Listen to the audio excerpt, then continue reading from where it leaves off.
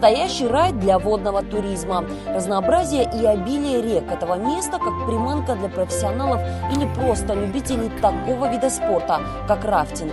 Уже 5-й год подряд на международном форуме в Алтайском крае собираются десятки и даже сотни людей из разных стран, зачастую разных профессий, взглядов, но что самое главное, схожих интересов.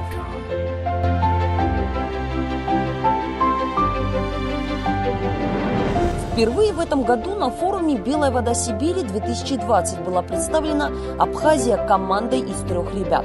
Каждый из них не понаслышке знает, что такое экстремальный сплав по горной реке с сильным течением. Тимур Тванба, представитель базы туризма Absne Adventure, занимается этим видом спорта в Абхазии уже давно и благодаря такой поездке сможет применить уже в своей работе совершенно новые навыки. Нас пригласили туда из Россотрудничества, так как мы занимаемся активным отдыхом в Абхазии. Один из отдыхов – это рафтинг.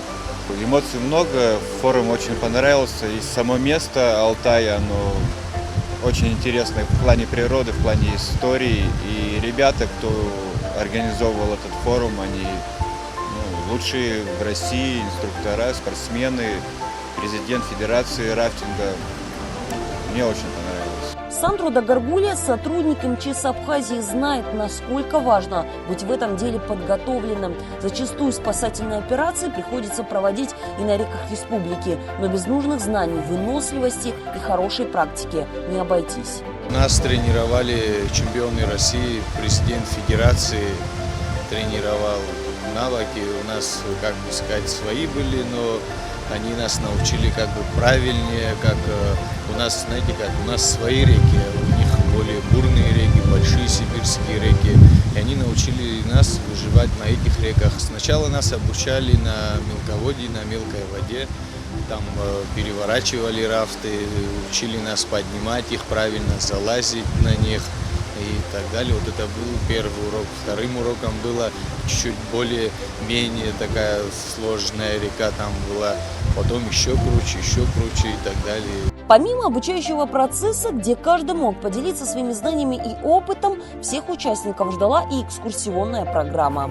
Насыщенные дни были, каждый день мы выезжали на новое место, смотрели горы, поднимались на ледник, озера, рафтинг сам по рекам Сибири, и археологические места, петроглифы, памятники.